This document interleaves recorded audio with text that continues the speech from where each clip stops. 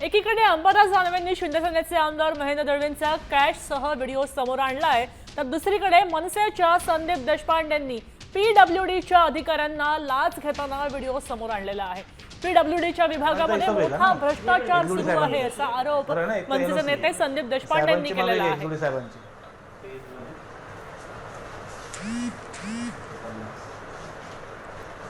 पातळी ही भयावह पद्धतीने राक्षसी पद्धतीने वाढत चालली आहे असं मला संबंधित कंत्राटदारांनी सांगितलं। म्हणजे त्यांनी मला जे सांगितलं ते मी तुम्हाला सांगतोय।